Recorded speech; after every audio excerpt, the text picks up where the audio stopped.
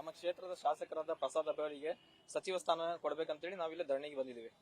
ಏನ್ ಮಾಡಾಕ್ತೀರಿ ಇವತ್ತು ಹೋರಾಟ ಅದೇ ಸರ್, ಧರಣಿಗೆ ಬಂದಿದ್ದೀವಿ. ನಮ್ದು ಇದೇ ಹೋರಾಟ, ಅವರಿಗೆ ನ್ಯಾಯ ಸಿಗಬೇಕು.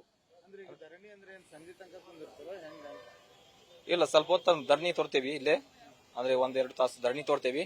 ಧರಣಿ ತೋರಿ ಶಾಂತಿಯುತವಾಗಿ ಒಂದು ಧರಣಿ ತೋರಿ ನಾವು ಹೊರಡ್ತೇವೆ ಸರ್. ನಮ್ಮ ಸರ್ಕಾರಕ್ಕೆ ಒಂದೇ ಏನು ವಿಶೇಷ ತಿಳಿಸಬೇಕಂದ್ರೆ, ಅವರಿಗೆ ನಮ್ಮ ಶಾಸಕರಾದ ಪ್ರಸಾದ್ ಅಬ್ಬಾಯಿ ಅವರಿಗೆ, ಅವರು ಜನರ, ದಲಿತರ ಮತ್ತು ನಮ್ಮ ಯುವಕರ ನೆಚ್ಚಿನ ನಾಯಕ ಸರ್. ನಮ್ಮ ಕ್ಷೇತ್ರದಲ್ಲಿ ಕೇವಲ 2 ವರ್ಷಗಳಲ್ಲಿ ಸ್ಲಂ ಬೋರ್ಡ್ ಅಧ್ಯಕ್ಷರಾಗಿ ಅವರು ಬಡವರಿಗಾಗಿ 42,000 ಮನೆಗಳನ್ನ ಮಂಜೂರು ಮಾಡಿ ಬಡವರಿಗೆ ಹಂಚಿದ್ದಾರೆ.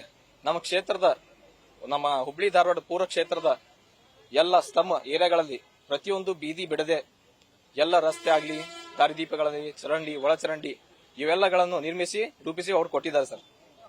ಅದಕ್ಕಾಗಿ ಅವರು ಡೆವಲಪ್ಮೆಂಟ್ ಅಲ್ಲಿ ಅವರು ತುಂಬಾ ಮುಂದಿದ್ದಾರೆ.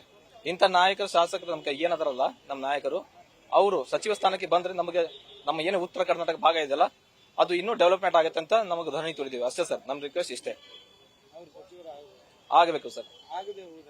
ಆಗದೆ ಹೋಗದರೆ ಈಗ ಮುಂದೆ ಬರುವಂತ ದಿನಗಳಲ್ಲಿ, ಈಗಂತೂ ಶಾಂತಿಯುತವಾಗಿ ನಾವು ಧರಣಿ ತೋರಿದ್ದೇವೆ. ಮುಂದಿನ ಬರುವಂತ ದಿನಗಳಲ್ಲಿ ನಮ್ಮ ಕ್ಷೇತ್ರದ ಜನರು ಮತ್ತು ಯುವಕರು ಸೇರಿ ಒಂದು ದೊಡ್ಡ ಪ್ರಮಾಣ, ಭವ್ಯ ಪ್ರಮಾಣದಲ್ಲಿ, ವಿರಾಟ ಪ್ರಮಾಣದಲ್ಲಿ ಇದೇ ತರ ಧರಣಿ, ಪ್ರತಿಭಟನೆ ನಮ್ಮ ಸರ್ಕಾರಕ್ಕೆ ಎದುರಿಸಬೇಕಾಗುತ್ತೆ ಸರ್. ನಾಗರಾಜ್ ಹಬೀಬ್.